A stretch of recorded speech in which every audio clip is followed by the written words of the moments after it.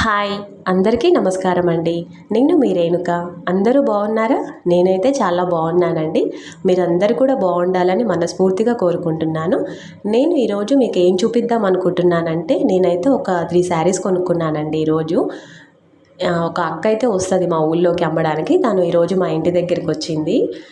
తన దగ్గర స్పెషల్ ఏంటంటే ముక్కల చీరలు అమ్ముతుందండి తను. తెలుసు కదా, ముక్కల చీరలు అంటే 2 పీసెస్ వస్తాయి, మధ్యలో జాయింట్ చేసుకొని కట్టుకోవాలి వాటిని. చాలాసార్లు అడిగింది తీసుకోమని, కానీ ఎక్కడ అతుకు పడుతుందో ఏమో అని చెప్పి నేను భయపడి అంత ప్రిఫర్ చేయలేదు ఎప్పుడు కూడా.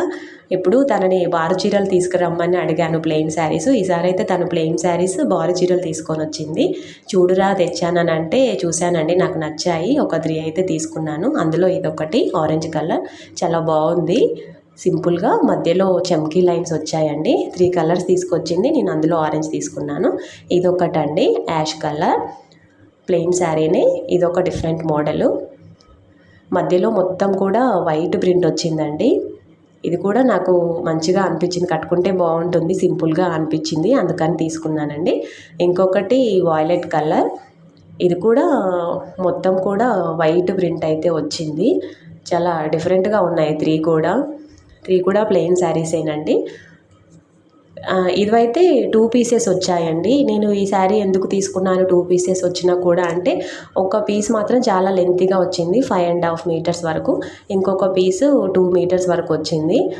నేను ఎలాగూ సన్నగానే ఉంటాను కాబట్టి ఆ 2.5 మీటర్స్ నాకు సరిపోతుందండి, జాయింట్ చేయాల్సిన పని అయితే ఉండదు. ఇంకొక 2 మీటర్స్ ఉంది కదా, అదైతే ఏ టాపో ఏదో కుట్టించుకోవచ్చులే అని అనుకున్నాను.